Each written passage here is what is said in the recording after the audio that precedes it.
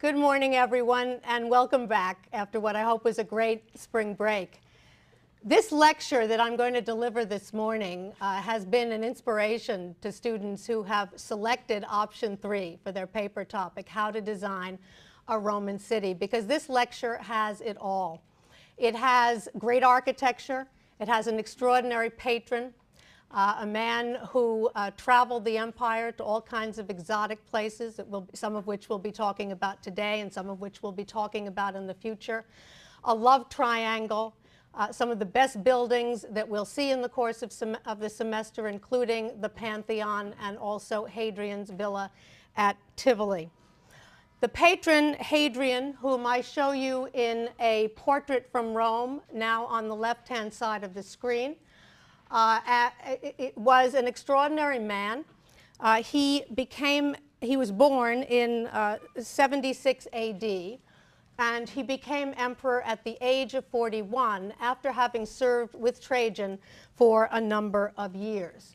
He was born, like Trajan before him, in Spain, not in Italy.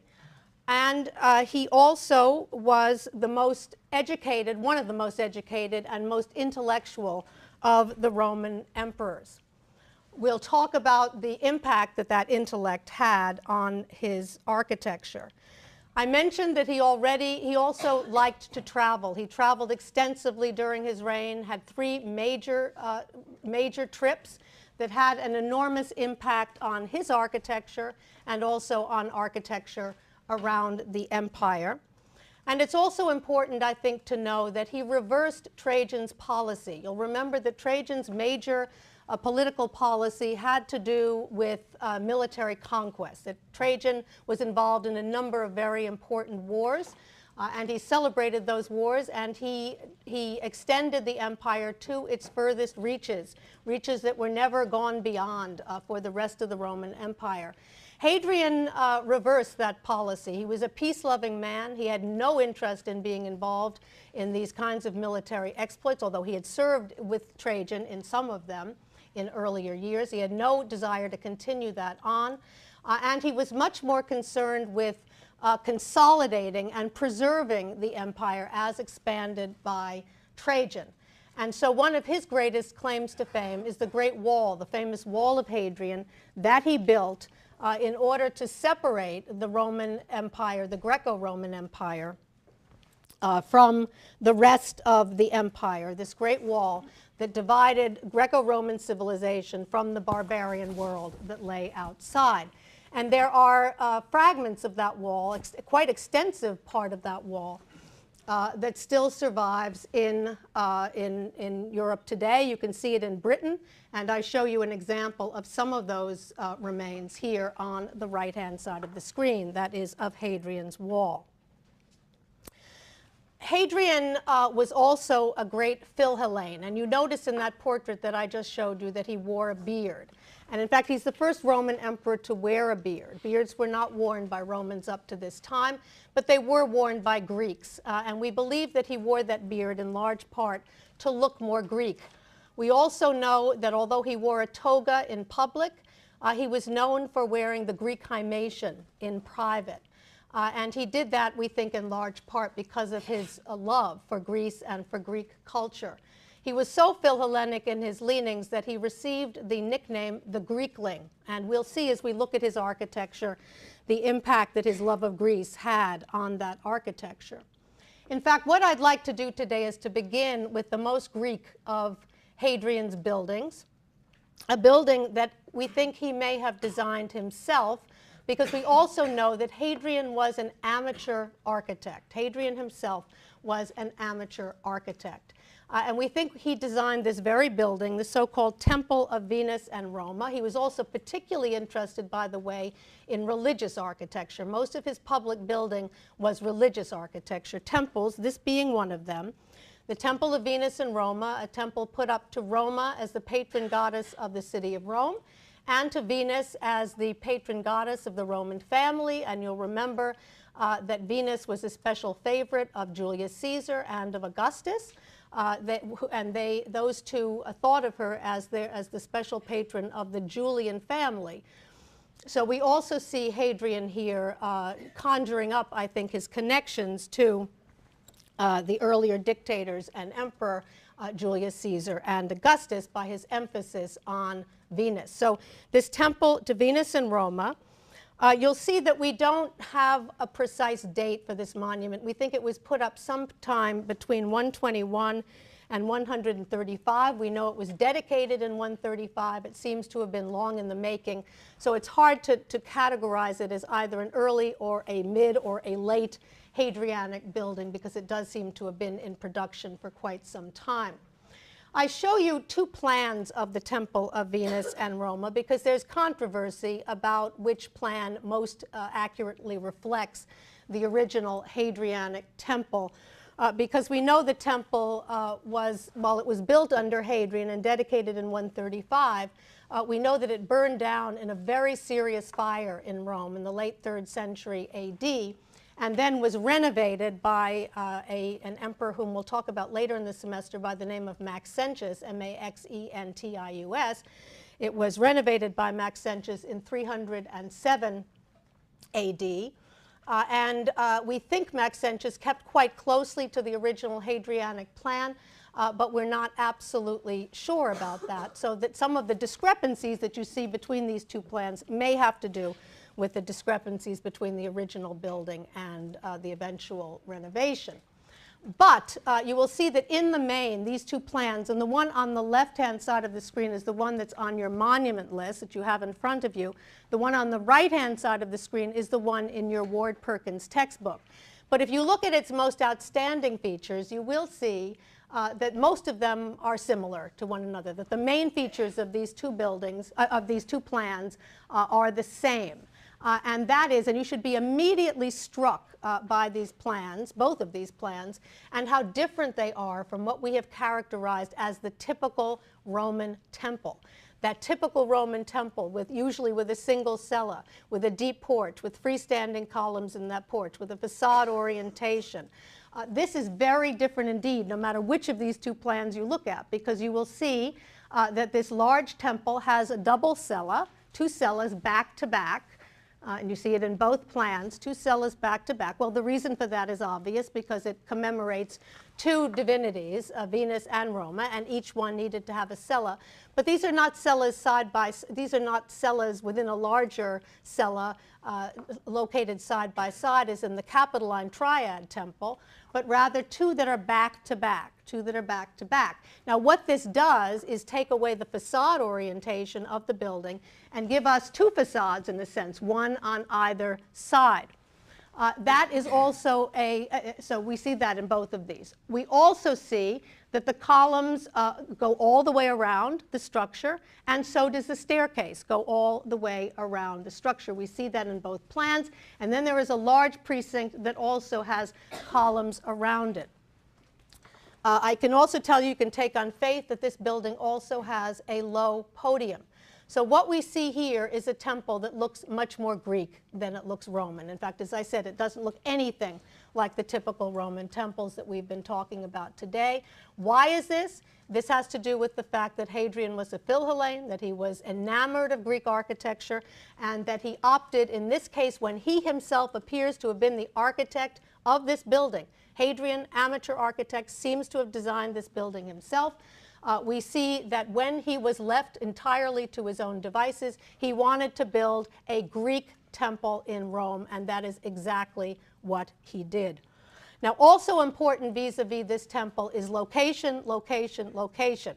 This building is located at the edge of the Roman Forum, closest to the Colosseum, and on the Velia. You'll remember the Velia, where the Arch of Titus is located. The Arch of Titus, and you'll remember that that was the area that the Flavian dynasts chose to build their buildings on in order to raze to the ground Nero's earlier Domus Transitoria and build their own buildings in its place. So we see Hadrian continuing on in that same tradition, returning to the Roman people land that had originally been theirs, that had been stolen by Nero, by building, in this case, a religious structure on that site instead. So that also extremely important. To get back for a moment to the plan, we see again the major difference between these two versions is that in this case there is a flat back wall for each of the individual cellas. For this one, a niche on either side, niches back to back, almost kissing, as you can see here. And then you can also see another difference is the walls are very elaborately scalloped in this plan, which we can see in the Maxentian renovation that still exists, and I'll show it to you in a moment. But again, we're not sure if that was a Maxentian innovation in the early 4th century AD, those back-to-back apses and scalloped walls, or whether they come from the original, or whether they restore what was in the original Hadrianic building. I tend to prefer the one on the left because there is every evidence that we already have all of these features in Roman architecture. Think to the Flavian Palace on the Palatine, Domitian's Palace, where we saw the scalloped walls in the Aula Regia, and where we certainly saw these niches with vaults of heaven, semi-dome, semi-vaults up above them. So everything was in place to have that kind of structure, so it's certainly not inconceivable in the Hadrianic period. Here's a view of the Temple of Venus in Rome as it looks if you are standing atop the Colosseum and taking a picture back toward it. And this is very useful because it shows you this is not a high podium. This is just the difference in ground level once again, ancient ground level being lower than modern ground level, and some of the structures that lay below originally of Nero's Domus Transitoria, for example, that this building was built on. Here you can actually see the podium of the temple, and you can see that it is very low compared to what we're used to. We're looking back at one of those niches. You can see the semi-dome here, as well as the relationship of it to the Arch of Titus and the Velia, which once again points out the fact that we are dealing here with a building that was put on property that had originally been the location of Nero's Domus Transitoria. Here are three very useful views, one showing that same niche closer up taken from the Colosseum, one of those back-to-back niches as it looks today, and then this one over here, which is the other niche, which is preserved inside a later building that was transformed into a museum of the Forum Romanum at one point. We see it here, and you can see in both cases the semi-dome. You can see the concrete construction faced with brick.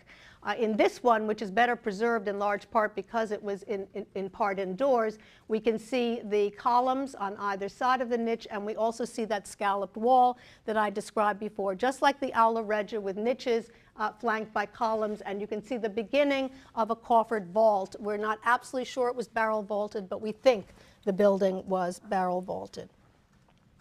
We also see on the left, I remind you of the octagonal room designed by Rabirius for the Domitian's Palace on the Palatine, to underscore again the kinds of experiments that Rabirius was making that had such an impact, as we shall see today, on Hadrian and his own architectural designs. You'll remember that room. You'll remember that it has a segmented vault.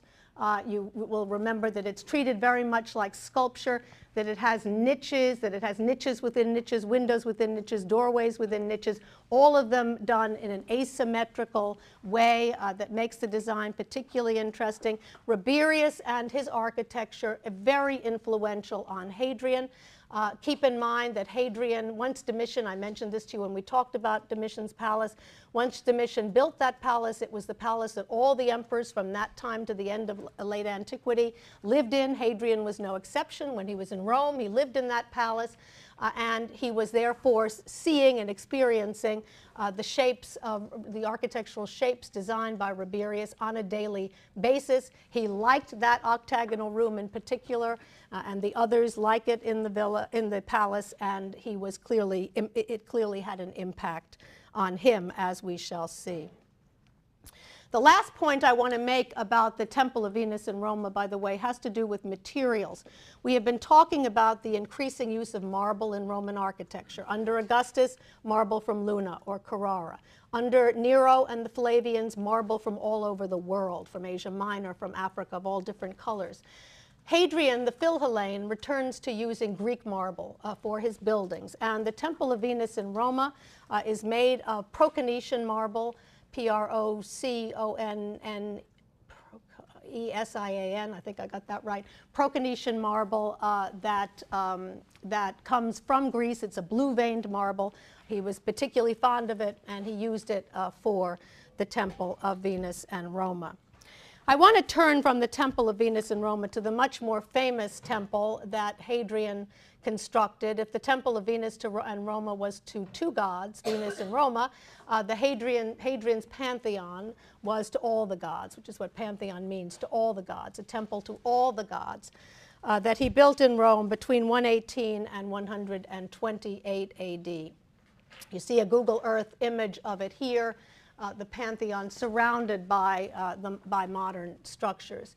It is one of the greatest masterpieces of architecture of all times.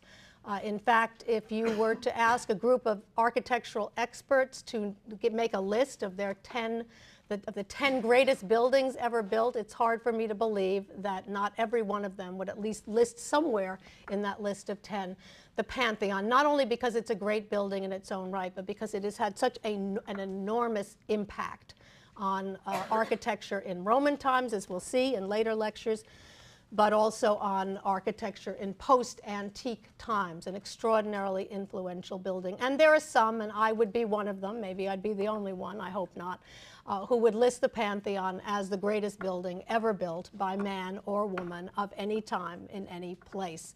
And you can see as we look at it together today whether you think I come close or I'm way off the mark on that. But I believe vehemently that it was the greatest building ever built. And it remains an extraordinary structure to see and to experience. You see it here. Oh, and by the way, although I mentioned that Hadrian was an amateur architect, we don't know the name of the architect for the Pantheon.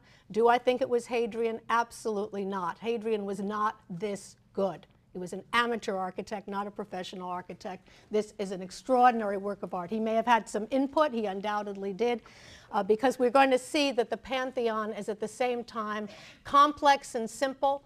It's also traditional and innovative, and what we're going to see Hadrian and his architect doing here and also doing at the villa at Tivoli is combining in an extraordinary way traditional Roman and innovative Roman architecture, concrete construction, and the original vocabulary of Greek architecture, namely columns, combined in the same place. And he was highly influenced in this regard by his predecessor, Trajan.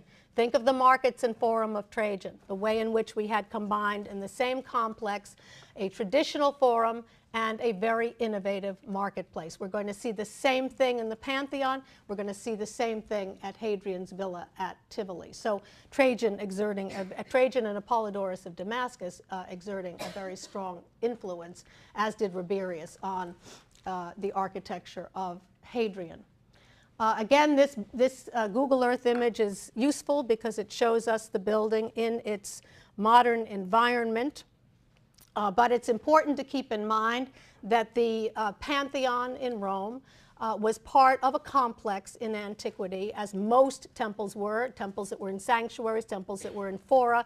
We've seen that in the course of the semester, that they usually did not stand in isolation, but were part of architectural complexes. We see that here. This model is very helpful in that regard, because it shows us that there was a rectangular forecourt, that forecourt had covered colonnades on either side, that there was some sort of entranceway here, possibly an arch, possibly an altar also to all the gods in front of the temple, and then the temple itself, the Pantheon itself. Now, this model is also very useful in the sense that it gives you an idea of what you actually would have seen if you had walked into this complex, into this open rectangular space, and walked toward the Pantheon. What would you actually have seen? Well, all that you would have actually seen was the porch, which had an attic behind it, which screened the cylindrical drum and the dome from the viewer. So if you were standing here, all you would have seen was this porch. Now, this porch is very traditional. It looks like other Roman temples, the fronts of facades of Roman temples that we've looked at before. It looks like other Greek temples because what you would have seen was the pediment, columns supporting that pediment. It was a typical Roman temple from the front, deep porch, freestanding columns in that porch, single staircase, facade orientation, very different from the Temple of Venus and Roma, much more Roman looking. And then and then a high podium, which we already mentioned, the Temple of Venus in Roma did not have. That's what you would have seen as you were standing in front of it. You would have thought, well, this is very much in keeping with other Roman temples. But of course, there was a surprise when one walked through the doors, and that is the very essence of Hadrianic architecture. The surprise that one gets when one actually goes from the outside of a building into the inside of a building. Before we do that, I just want to show you the back of the cylindrical, because this traditional porch shielded a very innovative cylindrical drum supported by a hemispherical dome, as you can see here. The construction technique, the same as we've seen from the time of Augustus, from the time of the Temple of Mercury at Baia. The use of concrete construction faced with brick. It's more sophisticated here than it has ever been before, and we can see that the architect has relieved the severity of the structure by adding 3 cornices. You can see them here, 2 of them at least here, there's another one down here, 3 cornices. And you can also see, very interestingly, these brick arches, which tell us a great deal about Roman building practice during this period, especially obviously for the use of concrete construction, because what those were used for is to help keep the concrete from settling. After the wet concrete had been poured, those arches keep it from settling until it dries.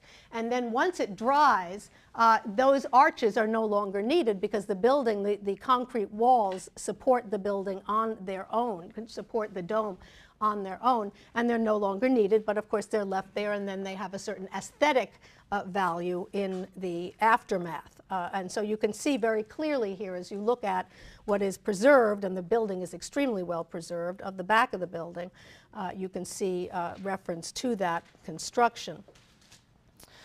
These diagrams, both the plan of the structure, the cross-section, and the diagram on the left-hand side, also give us some very interesting and important information. They show us that the circular drum was internally half the height of the diameter. You can see that in the diagram on the left-hand side of the screen. Of the diameter of the structure, and that it was surmounted by a hemispherical dome, the crown of which is the exact distance, the same exact distance. So this was very carefully orchestrated by the architect to achieve what he needed to achieve here. You can also see, if you look at the plan, that again, the predecessors for this are clearly the Frigidaria at Pompeii, the thermal bath at Baia, this round structure with the radiating apses, very similar, but of course done in much, much grander scale.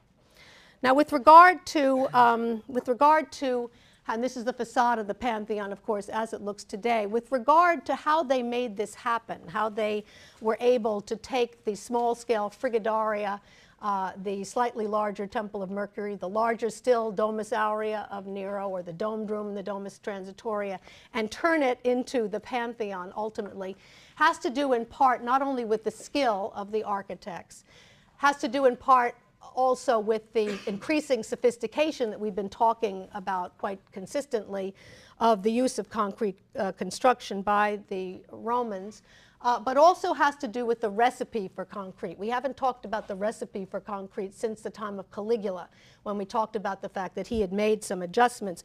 Well, Hadrian made some adjustments, or Hadrian and his architects made some adjustments as well during Hadrian's reign. And what they did was two things. They decreased the thickness. They decreased the thickness of the walls from bottom to top.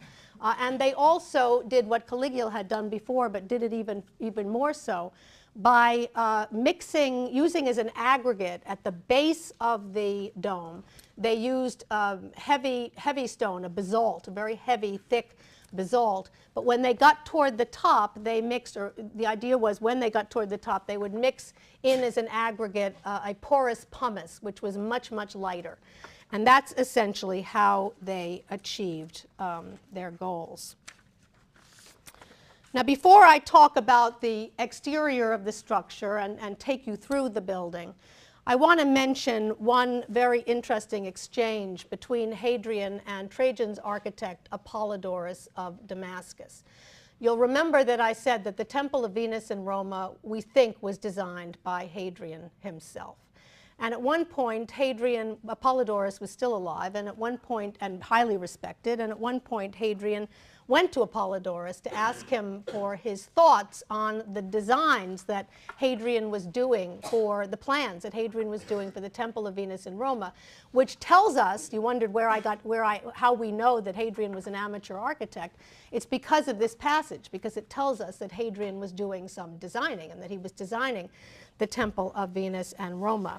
And we fortunately have the Roman senator of Eastern birth, Dio Cassius, D-I-O, new word C-A-S-S-I-U-S, Dio Cassius, a Roman senator of Eastern birth who wrote a history of Rome in the 3rd century, gives us, 3rd century AD, gives us an account of this interaction between Hadrian and Apollodorus of Damascus.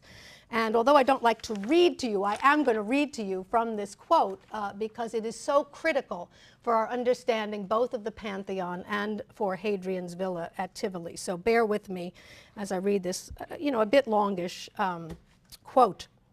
So Cassius Dio tells us, and I quote, "Hadrian first drove into exile and then put to death Apollodorus, who had carried out many of Trajan's building projects. The pretext given for Hadrian's action was Apollodorus had been guilty of some serious offense.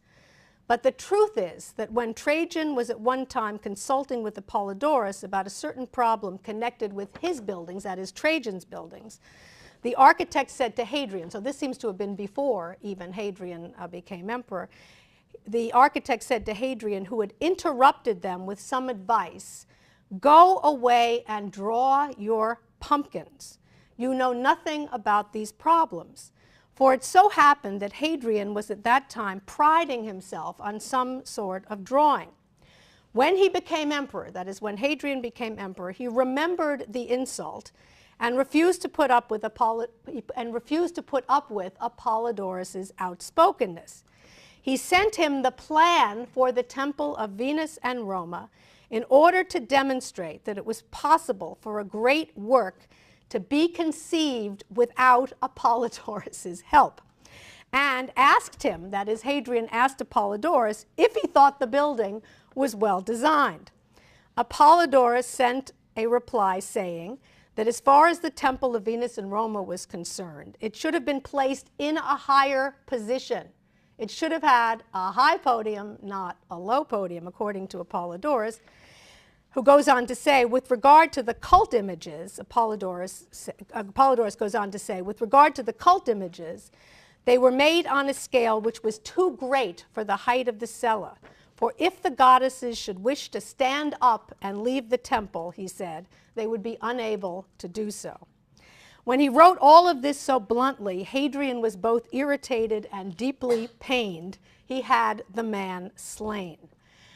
Now, the pumpkins, what's critical about this, it tells us two things that are absolutely essential in our understanding of Hadrianic architecture. One, that Hadrian was doing designing on his own, that he was an amateur architect, and he seems to be very much involved in the design of the Temple of Venus in Rome.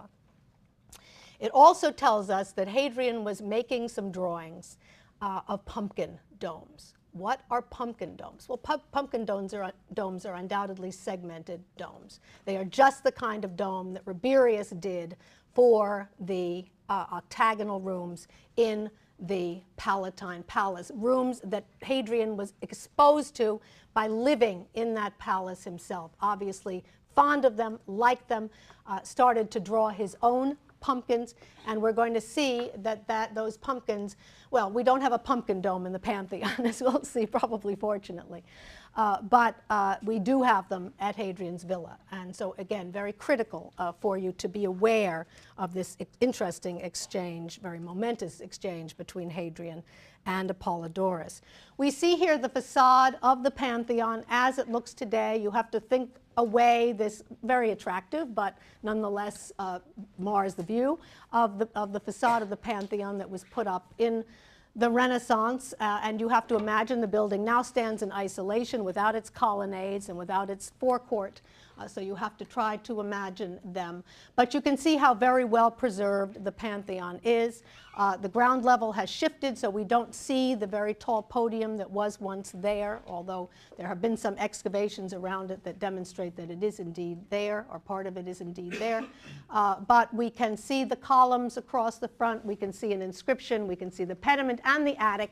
And this is a good view because although you see the dome peeping up a little bit on the top, it gives you some sense of when you stood in the colonnade walking toward it, the forecourt walking toward it, that you would have only seen essentially the most traditional part of the building, and that is the columns supporting the pediment with the dome behind.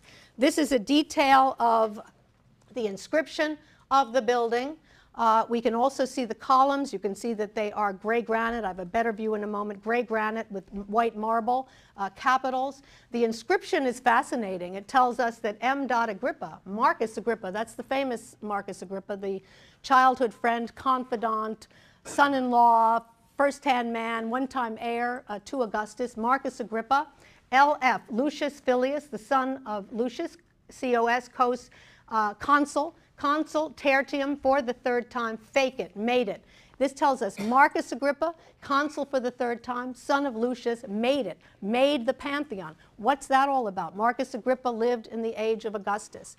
Well, we know there was an earlier Pantheon on this site that Marcus Agrippa was responsible for commissioning. Marcus Agrippa, like Augustus, commissioned a lot of buildings in Rome. He also commissioned them in the provinces. We'll look at some of those when we go out to the provinces. Marcus Agrippa, a major building program in Rome, including a pantheon, a temple to all the gods. And that pantheon no longer exists, although there have been some excavations that have discovered some of it underneath the current building. But it stood on this very site, and we know from a literary description that it had a caryatid porch, which is perhaps not surprising in the context of Augustan architecture. Remember the caryatids in the Forum of Augustus that we looked at earlier in the term. So we know that Marcus Agrippa actually built Rome's first pantheon, both its first temple to the gods, on this very site. When Hadrian built his own pantheon on the same site, he decided to piously reference the earlier building of Marcus Agrippa, telling us that Marcus Agrippa made a building that originally stood on this site, which he is basically very modestly saying he restored. Of course, this building that he made has nothing to do, undoubtedly, with the Pantheon in Rome. It's a very different and much more sophisticated building, but it was a very modest thing to do. But I think there was a method to his madness in the sense that he was underscoring by so doing his relationship once again to Augustus, which was obviously very important for him to do. But this inscription confused a lot of scholars for a long time, who actually called this originally an Augustan building. You can see the pediment up above. You can see all the holes there. Those are the attachment marks for sculpture that would have been located in this pediment that no longer survives. Here's another view showing the light gray granite columns, the white Corinthian capitals, all of these magnificently carved, very high quality architects and artisans here. By the way, I forgot to mention when we talked about the Temple of Venus in Rome and the use of Greek marble, that Hadrian not only brought in Greek marble, but he brought in Greek marble cutters, marble carvers, who were responsible for working on these. So he wanted the very best, those who were most familiar with carving Greek marble, to be used for his buildings, and they were undoubtedly used for this one as well. And we can see the depth of the porch, I think, also from this view of the Corinthian columns of that porch. It's very hard in a classroom in New Haven, even with outstanding slides, to be able to give you a sense of the experience that one has, of the surprise that one has as one walks through the door of the Pantheon. We see the doors opened here. They are bronze doors. They are original doors from this extremely well-preserved structure. And the reason that it is so well preserved is because, like other buildings in Rome, it was reused in later times as a church primarily, with a wonderful name, Santa Maria Rotunda, Saint Mary, the Rotund Mary, essentially, which is perfectly chosen for a building with a giant rotunda with a great cylindrical drum that the building has.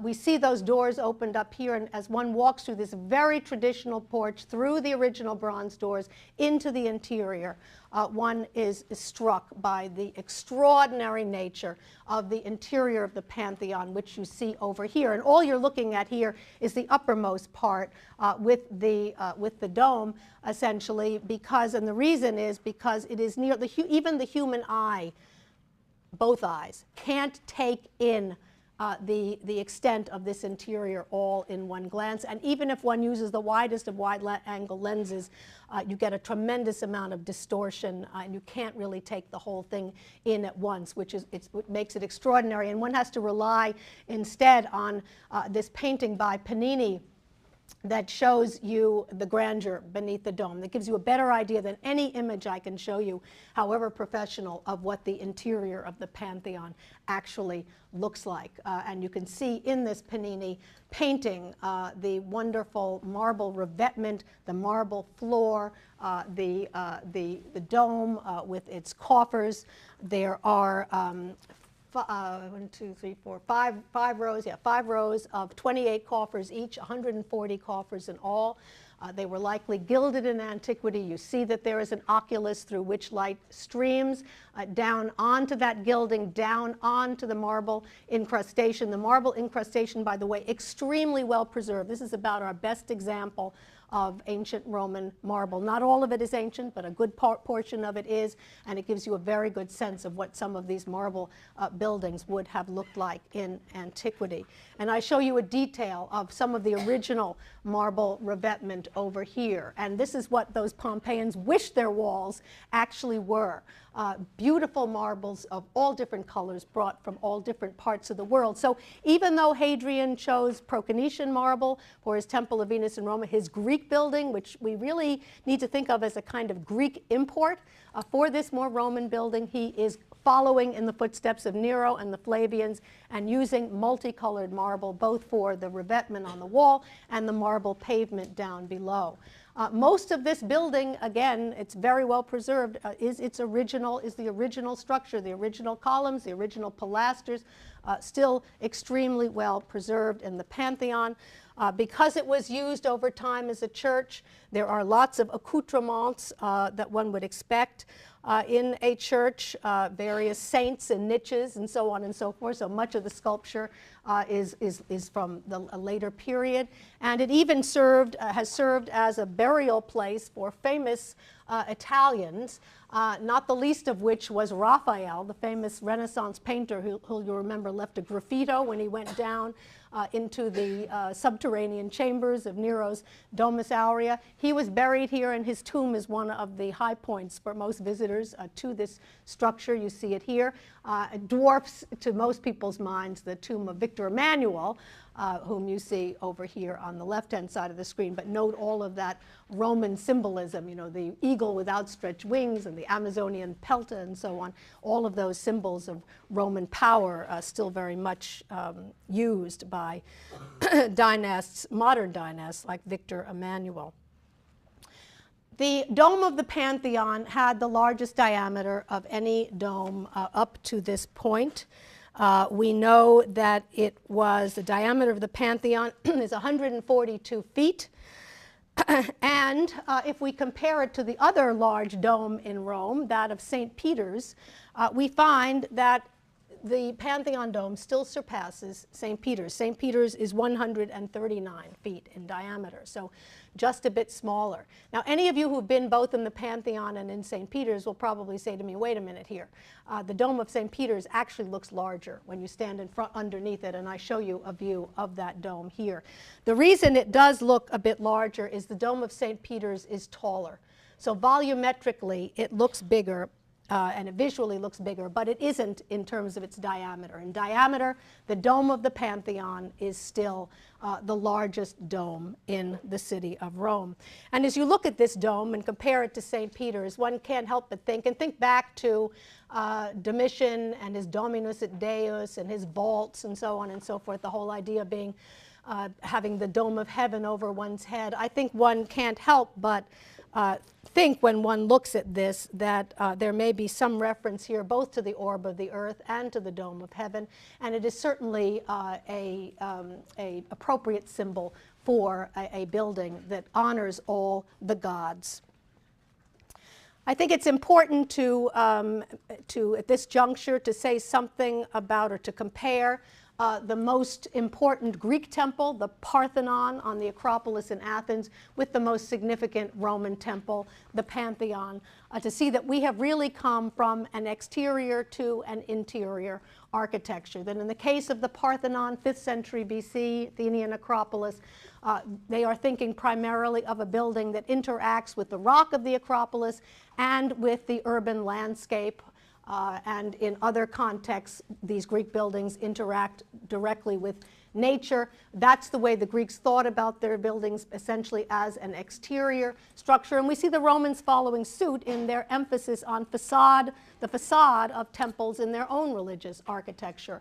But with the Pantheon, that changes. Yes, it does have a facade, it does have a pediment in the front, it does have a traditional porch, so that's a nod to traditional temple architecture. But once you go through that porch into the structure and see that great cylindrical drum, the hemispherical dome, the light streaming through, you're in this totally new interior world that has no precedent in early Roman architecture, and that had a huge impact on later Byzantine architecture, medieval, especially Byzantine architecture in particular. Go to Istanbul and see Hagia Sophia or the Blue Mosque.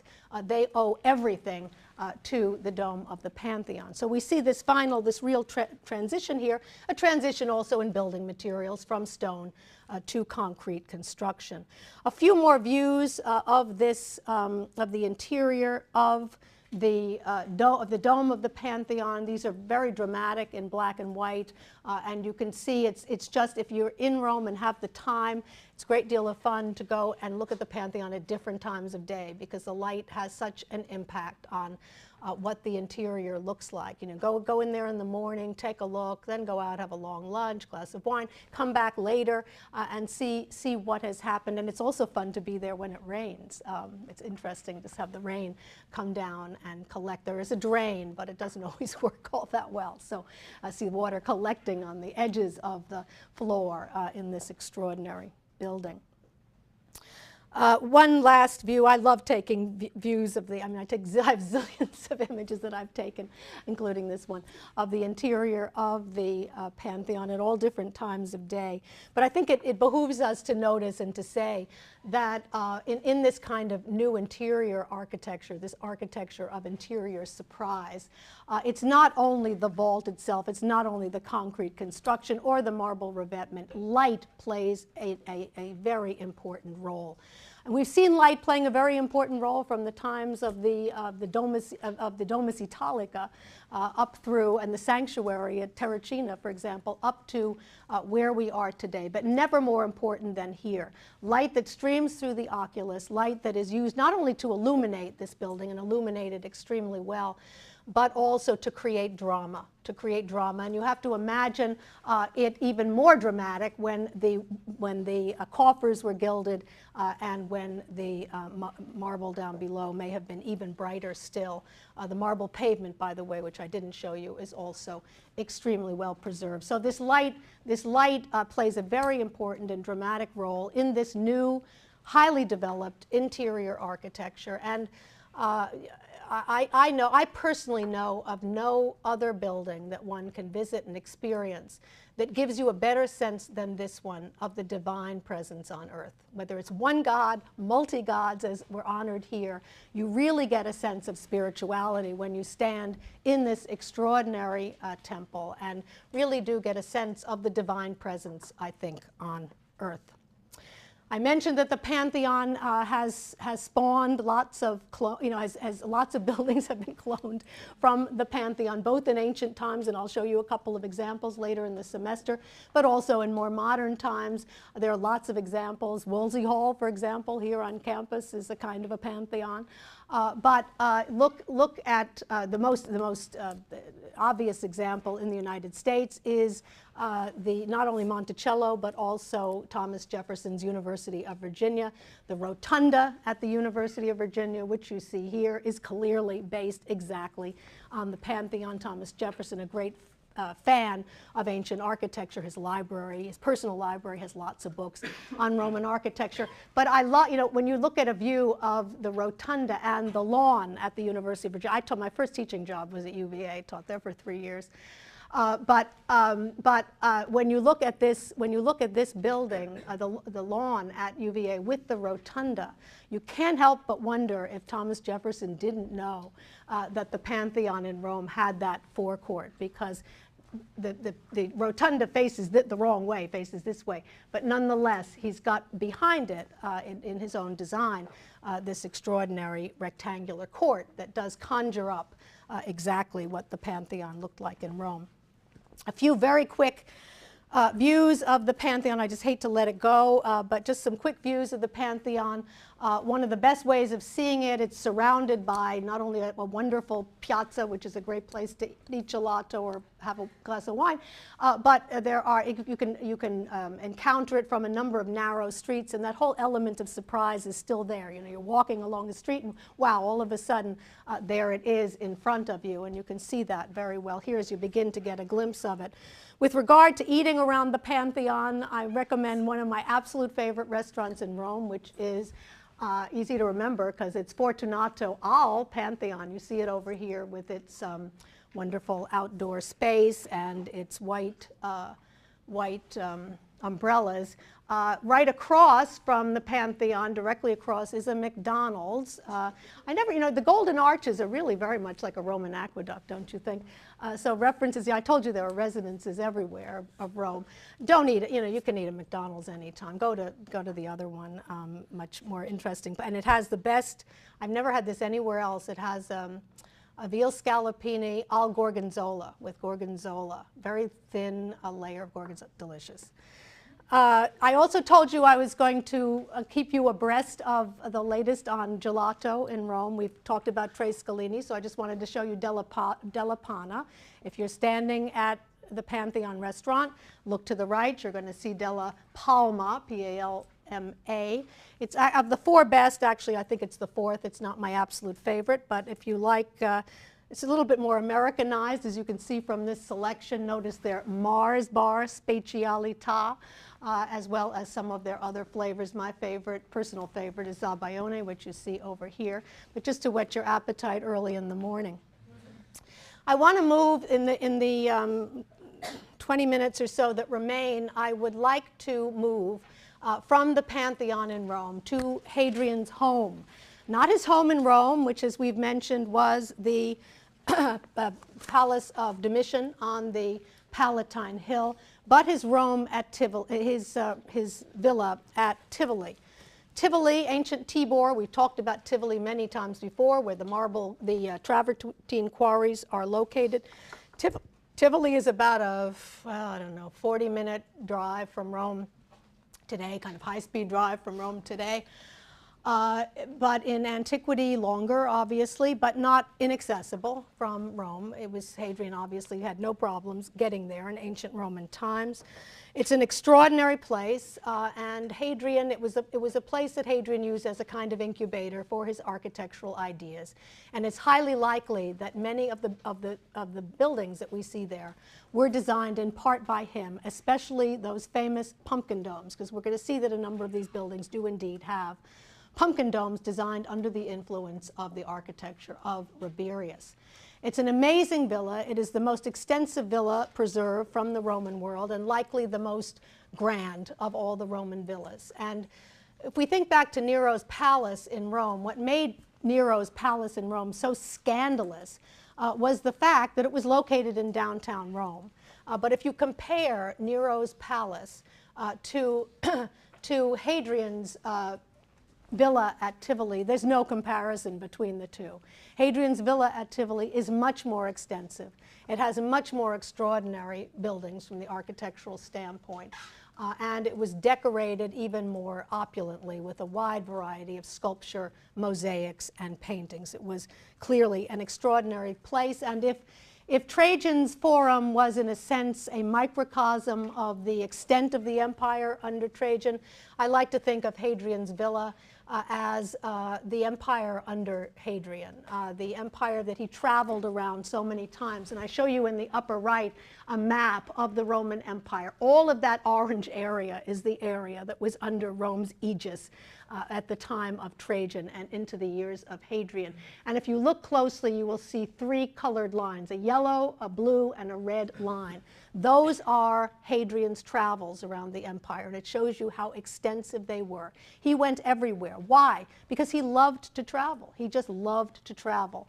But he also went in order to take a look at provincial affairs at first hand. Now, everywhere he went, either he himself paid for buildings that were erected, or more often than that, buildings were put up by local magistrates and so on, local cities, in honor of Hadrian, in order to try to get a favor out of him or just to honor him on his visit. Some of these were rushed, put up in a rush job in order to be there when he arrived on the scene. So we see this incredible array of building activity during this period, and we will see that reflected as we make our way, beginning already next week, make our way into the provinces. We will begin to see some very interesting Hadrianic buildings in those provinces that reflect what he was doing elsewhere or in Rome.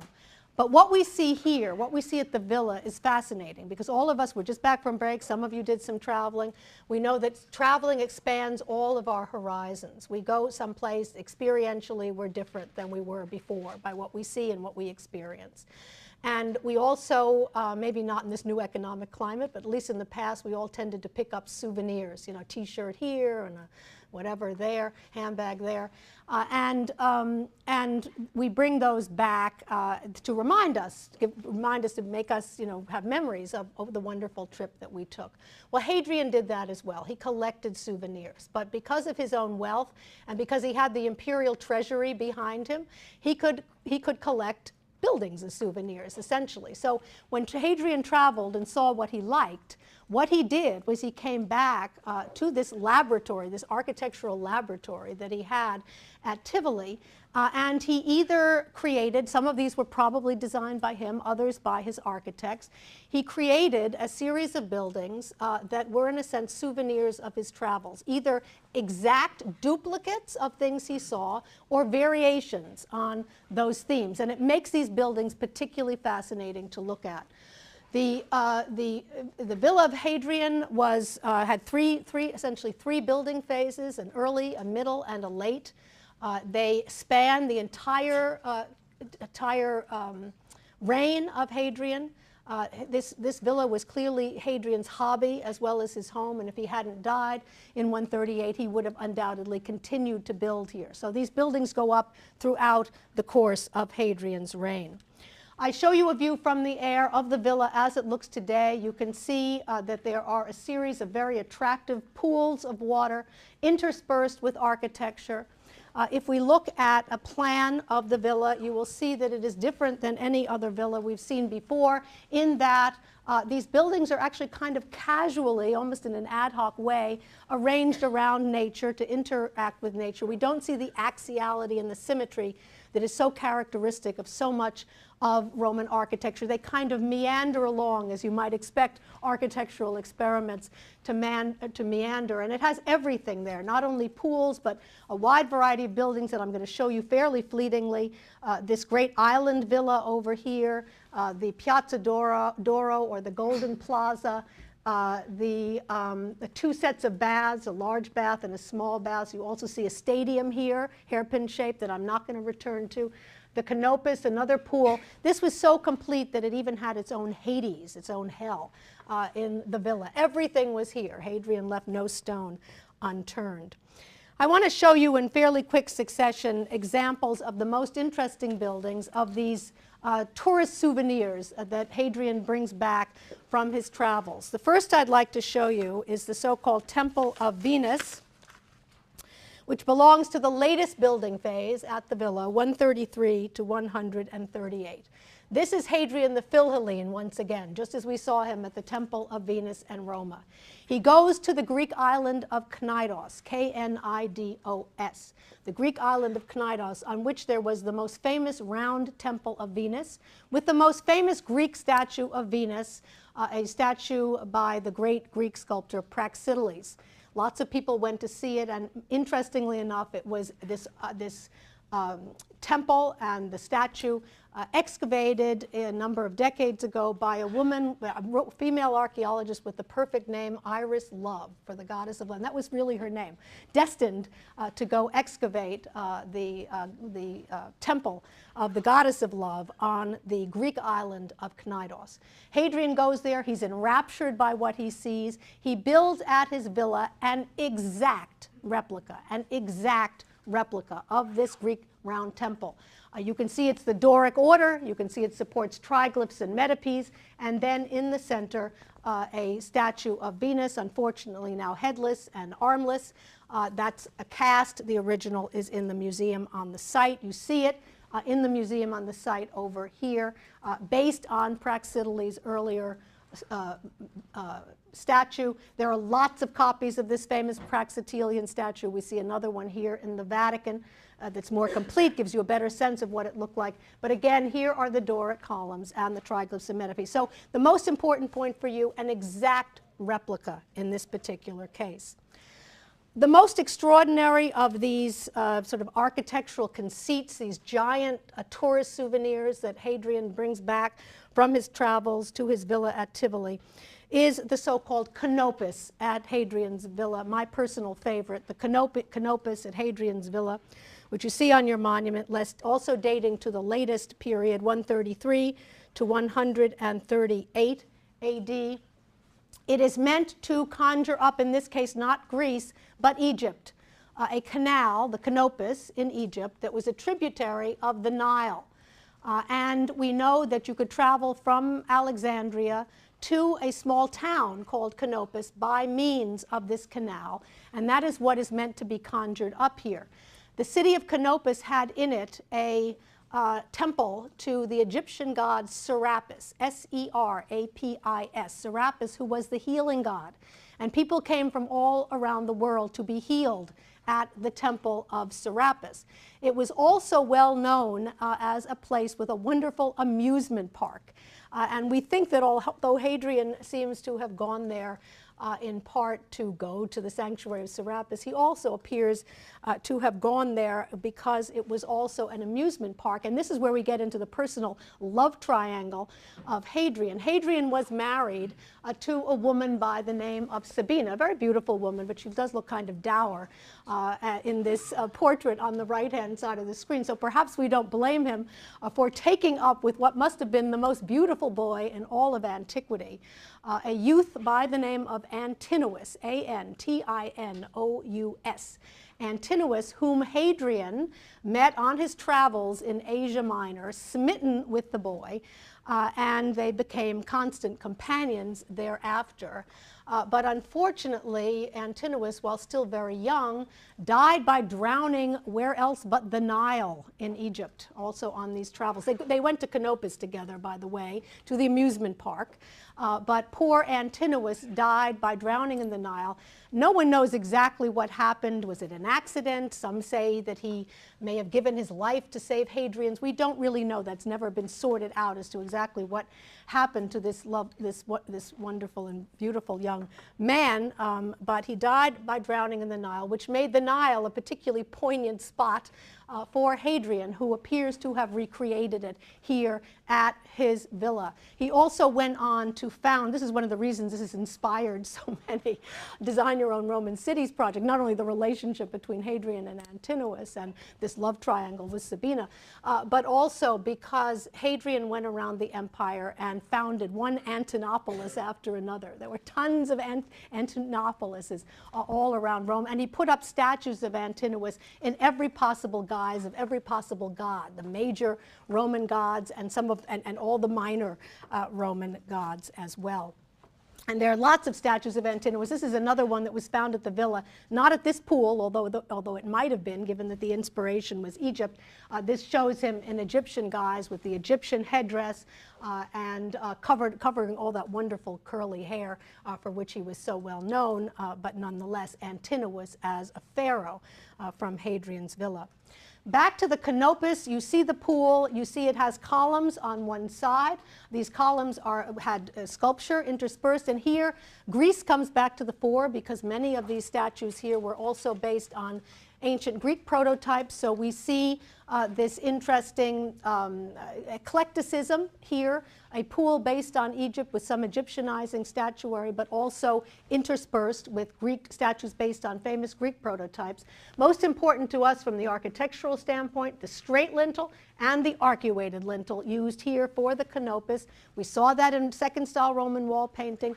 We're beginning to see it now in built architecture. It becomes a particular favorite of Hadrian's, and we're going to see it elsewhere in the Roman provinces under Hadrian. The influence again of Egypt, and also in this case also of Rome. Two river gods that seem to have decorated the Canopus.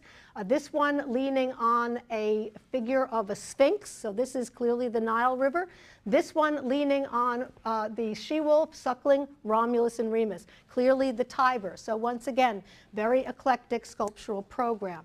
The caryatids were there too, lining one side of the pool of the Canopus. You see them over here now in the museum. Extremely well preserved, based on the original 5th century BC caryatids on the Acropolis. So Hadrian's Philhellenism coming to the fore again. You'll remember Augustus copied these same caryatids for his forum, reduced scale. Hadrian's are in full length, full scale, same scale as those in Greece. And the major difference between Hadrian's caryatids and Augustus's, like the Erechtheion, where the original Porch of the Maidens is in a public building. In the case of Hadrian, a private villa, using these caryatids at a private villa. Here you see them lining one side of the Canopus, flanked on either side by satyrs, the same kinds of fellows we saw in the Dionysiac mystery paintings.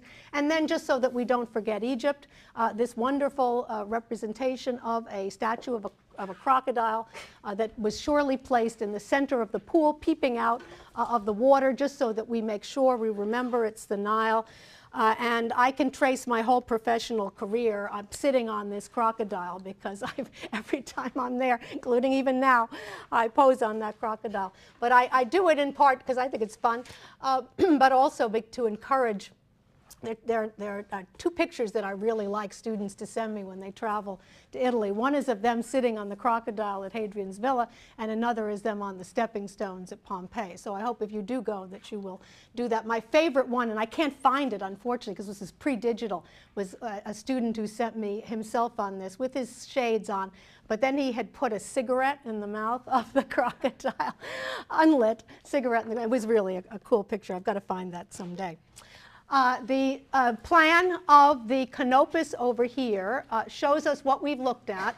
The straight and arcuated lintel here, the crocodile on this side, the caryatids on that side, and then over here at the end, the Temple of Serapis, because they were trying to recreate again this canal that led from Alexandria to Canopus, and at the end, of course, the Temple of Serapis, the healing god, that was located at Canopus. But you can see as well as I, by looking at the plan, this curved structure over here, which we'll see is made out of concrete, that this is no Egyptian building. This is a very modern Roman-looking building, and I show it to you here on the end of the canal. This is called the so-called Serapeum, or the Temple of Serapis, and you can see it has one of Hadrian's pumpkin domes. It is very likely that it was designed by Hadrian. And we see it made out of concrete. We can see it has niches. It actually served as a fountain with very deep niches from which there would have emanated a water display.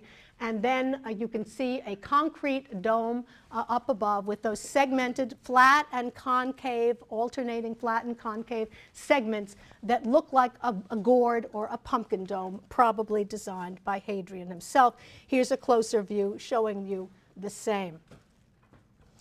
Baths, there are two baths at Hadrian's villa. One of them, I show you only the large baths here of Hadrian's villa, which dates to the early phase of 125 to 133. I'm not going to say too much about these. I'm not going to show you the plan, but just to make the point that the villa has not one, but two baths, and they are gargantuan.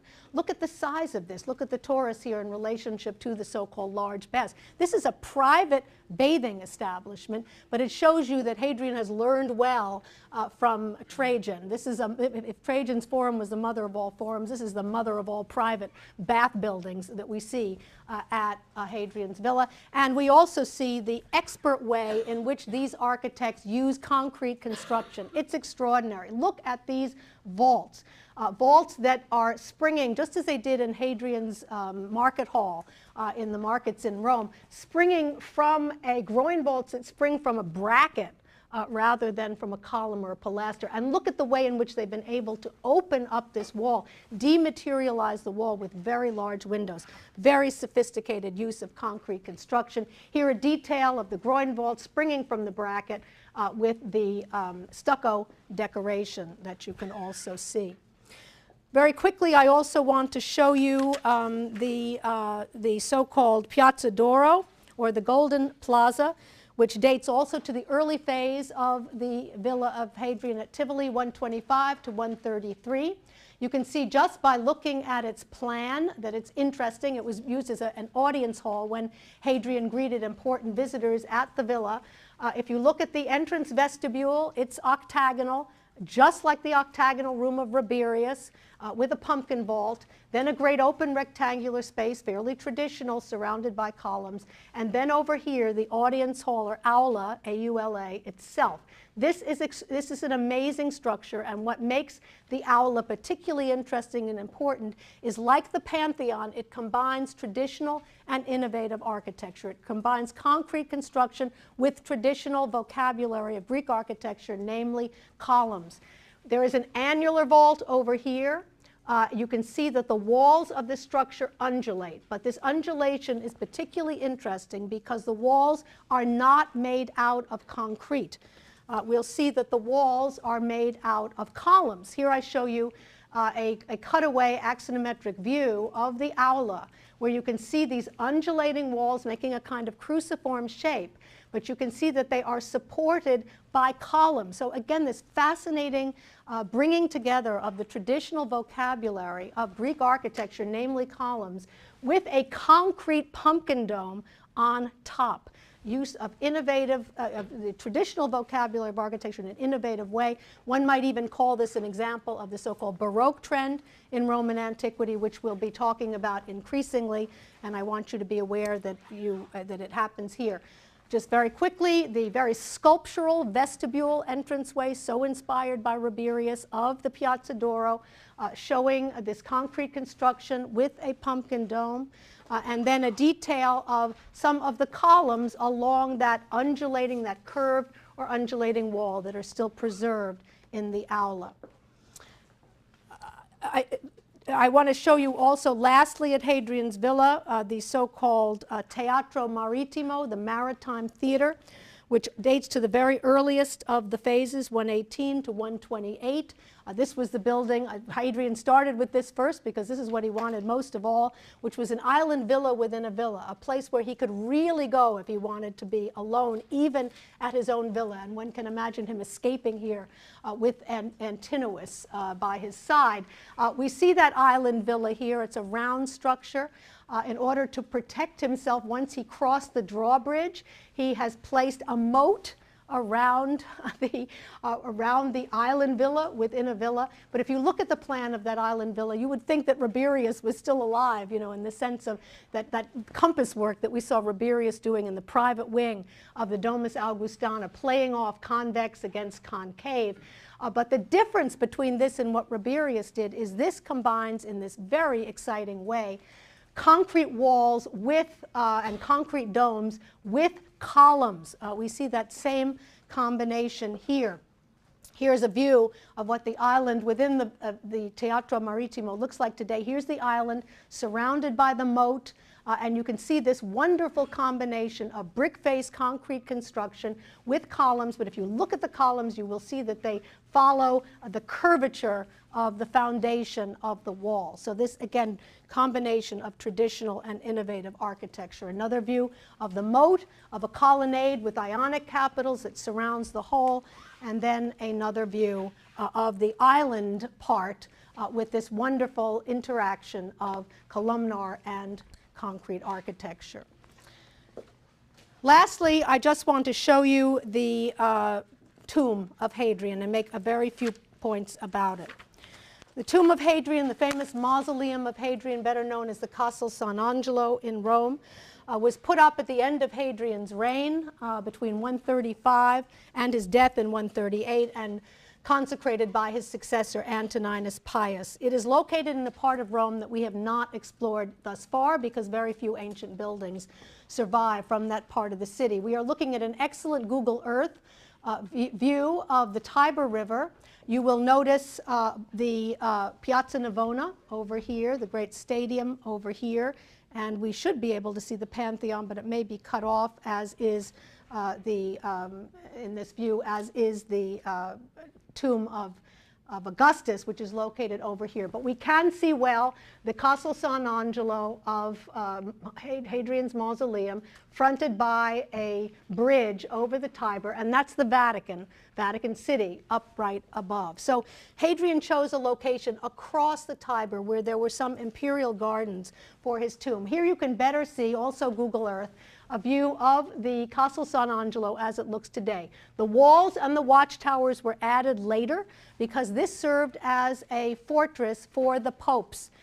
In the Vatican, the popes in bad times, they had an underground passageway that they could scurry from the Vatican to this fortress where they could be protected.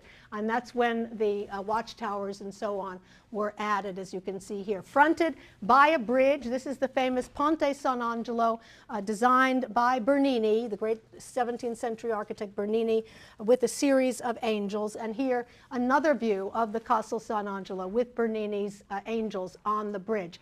The most important point for us is you can see that although round tombs were no longer au courant in the 2nd century AD, they had gone out of fashion. Remember, Titus buried in his arch, Trajan buried in his column. They really weren't doing round tombs to the extent that they had been doing earlier. Hadrian chooses this. Why? Because the great mausoleum of Augustus was a round tomb. He wants to associate himself with Augustus, and he wants to create a new tomb for a succession of dynasties. Nerva was the last to be buried in the mausoleum of Augustus.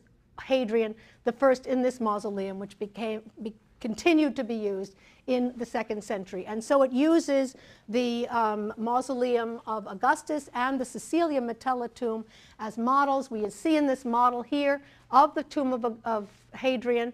It's round, made out of concrete, placed as the Caecilia Metella tomb was on a podium, a very tall podium, probably a tumulus on top, earthen tumulus like Augustus's tomb. We don't know what happened at the very apex, whether there was a statue of Hadrian or a temple-like structure, as you see here. But the most important point for us is that at the end of his life, Hadrian is continuing to connect himself to Rome's first emperor, to Augustus, both of them in perpetuity, Philhellenic emperors with Philhellenic leanings, but in the case of both of them, and particularly Hadrian, he combines it with this new concrete architecture in a very special, very distinctive way that will have a lasting impact on architecture in the Roman Empire.